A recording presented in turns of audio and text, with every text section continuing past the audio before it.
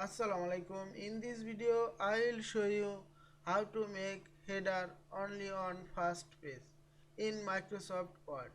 Let's get started. Firstly, you have to create page break. Keep the cursor end of the text of first page and go to layout menu, break and next page break.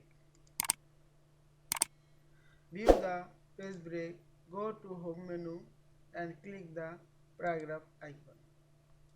Now add the header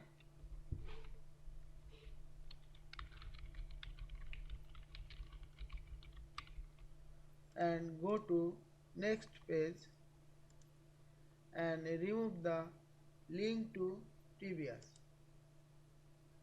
and remove the header from second page. Now check the header have only on first page.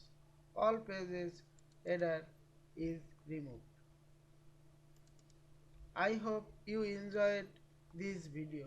Please subscribe to my channel, like, comments and share. Thanks for watching.